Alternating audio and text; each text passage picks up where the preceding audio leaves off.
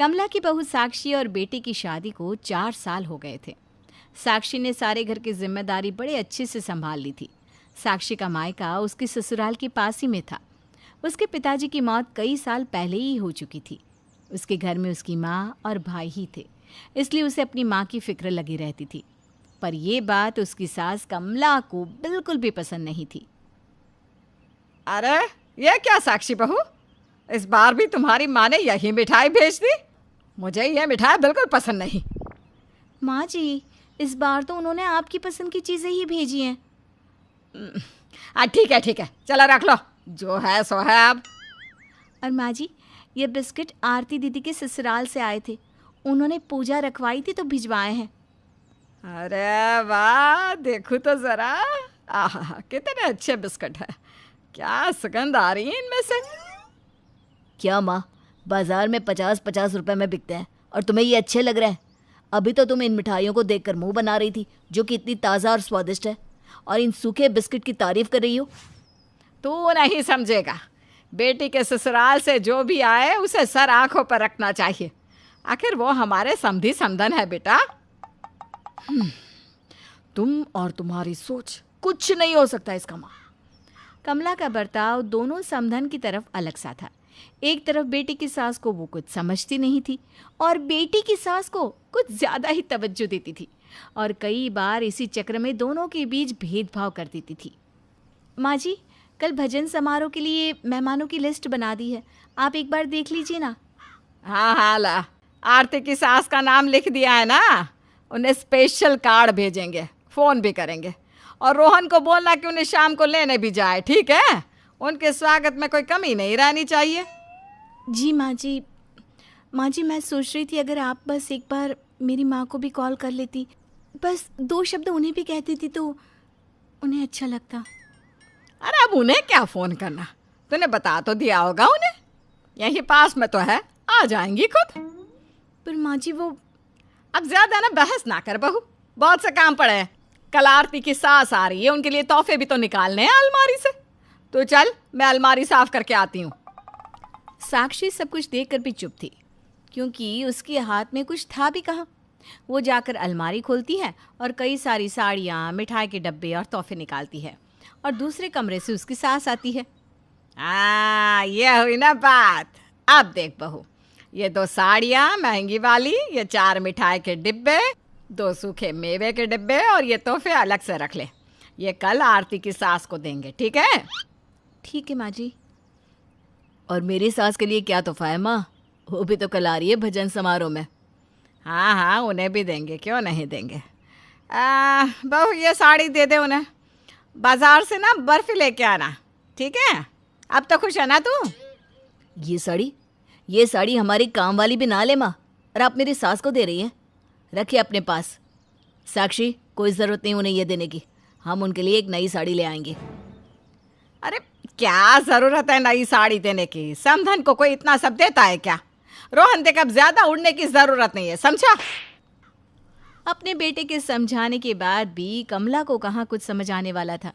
उसकी सोच तो पुराने रिवाजों पर ही टिकी थी, जहाँ बहू की माँ बस तोहफे देने और इज्जत देने के लिए, और बेटी की सास बस तोहफे लेने और जी हजूरी करने के लिए मानी जाती थी। कमला ने आरती की सास के आने की तैयारी सुबह से कर रखी थी। अरे साक्षी बहू, सारी तैयारी हो गई? देख, खाने में कोई कमी नहीं रहनी चाहिए, सब कुछ बनाना, खीर, पूरी, हलवा, सब्जी, रोटी, चावल, और हाँ, वो आए ना तो केसर का दूध भी देना उन्हें, समझी? जी माँ जी, आप चिंता मत कीजिए, सब हो गया है। ये लीजिए, सारे मेहमान भी आना शुरू हो गए हैं। आइए, बैठिए। रोहन, जा आरती और उसकी सास को लेकर आ, और सुन, इज्जत से तमीज से लेकर आना, समझा? समधन है हमारी। हाँ माँ, अच्छे से लेकर आऊँगा। रोहन अपनी बहन और उसकी सास को लेकर आता है, और उनके आते ही कमला उनके आगे पीछे घूमने लगती है। अरे आप कुछ लीजिए ना, शरबत लीजिए। अरे साक्षी, समधन जी को काजू देना, वो कानपुर वाले। अरे इस सब की ज़रूरत नहीं, हम ठीक हैं। आइए, आप आगे बैठिए, यहाँ कुर्सी पर बैठिए समधन जी। जहाँ एक तरफ कमला आरती की सास की खूब चाकरी कर रही थी, वहीं साक्षी अपनी माँ को कमला से मिलाने ले आती है। माँ जी, माँ आई है आपसे मिलने। नमस्ते समधन जी। हाँ हाँ, नमस्ते नमस्ते। साक्षी, अपनी माँ को बिठाओ ना वहाँ पीछे, बैठी हैं आप। गोदावरी जब रुक्मिणी को देखती है तो कुर्सी से उठ जाती है और रुक्मिणी के सामने आकर कहती है, अरे समधन जी, आप यहाँ आइए आइए, आप इस कुर्सी पर बैठिए, मैं आपके लिए कुछ लाऊं? समधन जी? आप इन्हें समधन जी क्यों कह रही हैं? अरे इनकी बेटी के साथ तो मेरी बेटी रिंकी की शादी तय हुई है। इनकी खिदमत में कोई कमी नहीं रहनी चाहिए समधन जी, वरना हमें बहुत बुरा लग जाएगा। गोदावरी की बातें सुनकर कमला घबरा जाती है और उसे खुद पर शर्म आने लगती है। पर कमला की हालत देखकर रुक्मिणी उसका पक्ष लेते हुए कहती है, अरे हमारी समधन तो बहुत अच्छी है, हमारा बहुत सम्मान करती है, हम जो भी भेजे उसे सर आँखों पर रखती है। बड़ा ही उदार दिल है इनका, हम तो धन्य हो गए हैं ऐसी समधन पाकर। सारे मेहमानों और आरती की सास के जाने के बाद कमला रुक्मिणी के पास आती है और कहती है, हम क्या कहें आपसे समधन जी, हम बहुत शर्मिंदा है अपनी करनी पे। 3 सालों से हमने न जाने क्या क्या कहा होगा आपसे और कैसा बर्ताव किया होगा आपसे, हम तो माफ़ी भी नहीं मांग पा रहे आपसे। अरे आप ऐसा नहीं कहे समधन जी, हम बिल्कुल भी नाराज़ नहीं हैं आपसे। बस इतना कहेंगे कि समधन तो समधन ही होती हैं, चाहे वो बेटी की हो या बेटी की। आज से हम समधन बनकर नहीं, बहनें बनकर मिला करेंगे। आज हम शुरुआत करेंगे तो आने वाली पीढ़ी भी उसी कदम पे आगे चलेगी। अच्छा, अब हम चलते हैं समधन जी। कमला को अपने कहे गए हर एक शब्द याद आने लगते हैं। उसका सर जैसे शर्म से झुक गया था। उसे एहसास हुआ कि जिस घटिया सोच के साथ वो ये सब कर रही थी वो कितनी गलत और नीची थी। कमला जैसी सोच रखने वाली न जाने कितनी ऐसी औरतें होंगी जो बेटे की सास और बेटी की सास में भेदभाव करती होंगी। अब वक्त आ गया है कि हम एक नए समाज का निर्माण करें, वो भी बिना भेदभाव के। बेटी की माँ के कुछ तौर तरीके और कुछ संस्कार होते हैं। बेटी का घर बसे या फिर उजड़े, ये तो बेटी की माँ पर ही निर्भर करता है। लेकिन क्या हो जब माँ हो कुछ ऐसी? क्या करूं, बेटी की माँ हूँ, हर पल उसकी चिंता मुझे सताती रहती है। अरे अपने कलेजे के टुकड़े को कैसे अलग कर दूं? हाँ जी, मैं भी समझती हूँ। मेरी भी एक बेटी है जिसकी शादी हो गई है, लेकिन बहन जी आप समझिए तो। क्या समझू समधन जी? वैसे सही बोल रही हैं आप भी बेटी की माँ है, लेकिन समधन जी आप कहाँ समझती हैं? अगर समझती तो यूं मेरी फूल जैसी बच्ची से काम ना करवाती। अरे देखिए, हाथ देखिए इसके कैसे मजदूर वाले हो गए हैं। तभी वहाँ बहू आ जाती है जिसकी माँ उसकी सास से लड़ रही होती है। माँ, ये आप क्या बोल रही हैं? थोड़ा सा तो काम है, आप बात को इतना बड़ा क्यों रही है? और वैसे भी घर का काम करना मेरी जिम्मेदारी है। माफ करना समधन जी, हमारे घर में गीता ही काम नहीं करती, बल्कि सभी लोग काम करते हैं। और गीता ने थोड़ा ज्यादा काम कर भी लिया तो क्या हुआ, वो अब इस घर की बहू है और इस घर को संभालना चाहती है। बहू है तो क्या हुआ? इसका मतलब ये थोड़ी ना कि उसे नौकरानी बनाकर रखो है। देखिए देखिए क्या सूरत हो गई है बच्ची की। समधन जी आप ये क्या बोल रही हैं? घर में काम करने से कोई नौकर नहीं बन जाता। हाँ, अगर गीता ये काम नहीं करना चाहती तो हमने उसे काम करने के लिए कभी मजबूर भी नहीं किया। हाँ माँ जी सही बोल रही हैं, उन्होंने मुझे काम करने के लिए कभी नहीं बोला। मैं अपनी मर्जी से घर के सारे काम करती हूँ। माँ जी तो उल्टा मेरा काम कम करने में मेरी मदद करती है। माँ प्लीज़ मेरे घर के मामले में दखल मत करो ना। चुप कर, कुछ नहीं जानती। और आप बुरा क्यों मानती हो समधन जी? मेरे कहने का मतलब सिर्फ ये था कि आपके घर में नौकर नहीं है तो सारे काम मेरी गीता को करने पड़ते हैं।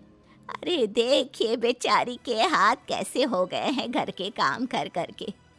पहले गीता को मैं काम पर हाथ लगाने तक नहीं देती थी और अब उसकी हालत मुझसे देखी नहीं जाती।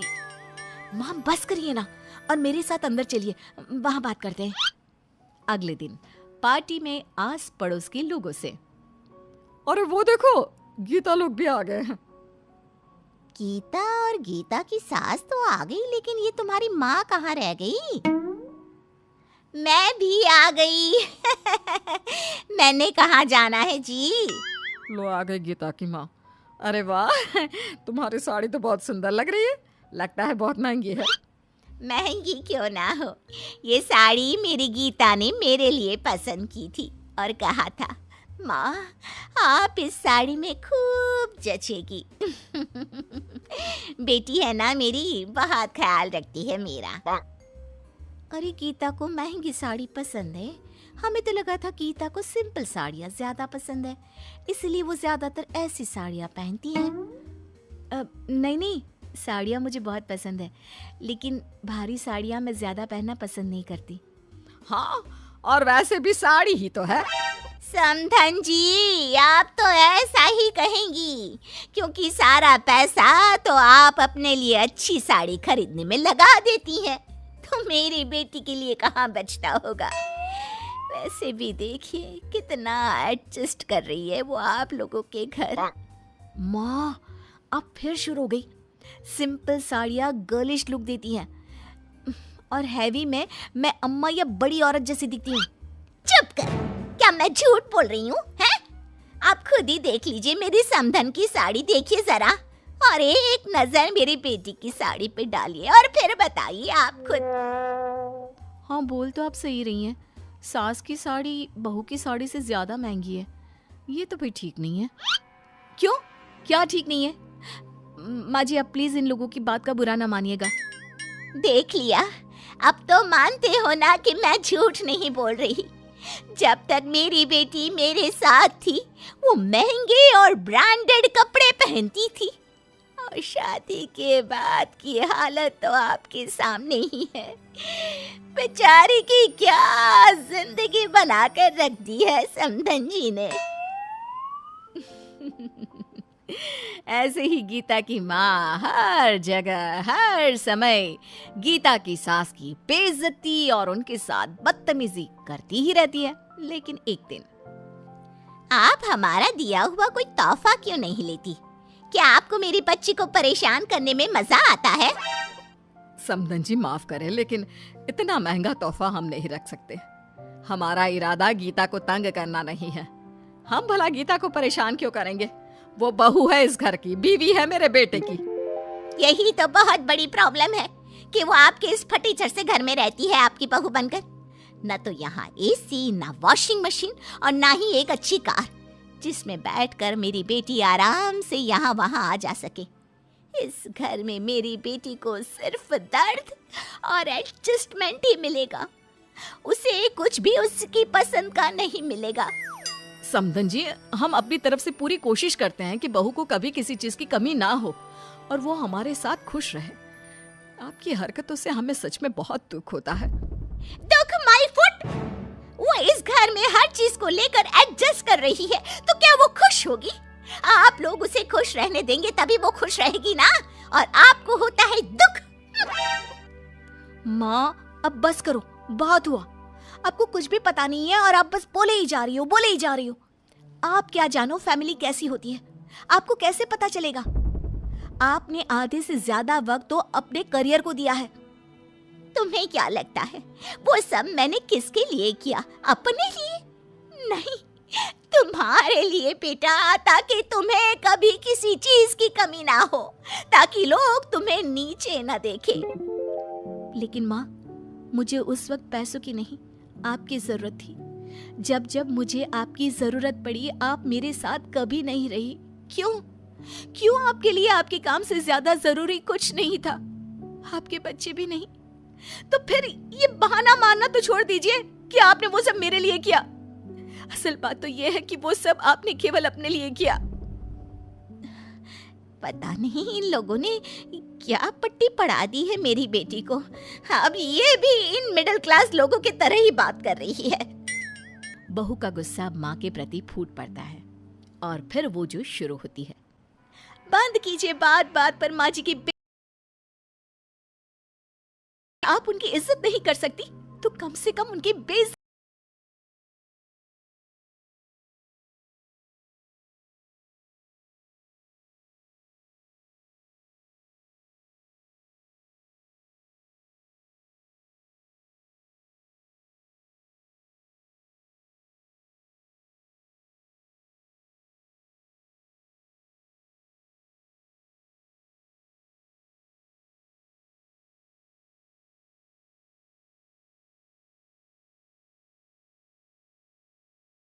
इसलिए उनकी चुप्पी का गलत फायदा मत उठाइए। माँ जी हर चीज में अपने से पहले अपने परिवार के बारे में सोचती है। मुझसे मेरी पसंद नापसंद पूछती है। क्या आपने कभी मुझसे पूछा कि मुझे क्या पसंद है और क्या नापसंद? इसलिए दूसरों पर इल्जाम लगाना छोड़ दीजिए मम्मा। भले ही मेरे परिवार के पास आपकी तरह बड़ी गाड़ी ना हो, नौकर वगैरह ना हो, लेकिन उनके पास मुझे प्यार करने का, मेरे ख्याल रखने का, मुझसे 2 बातें करने का टाइम जरूर है। जैसे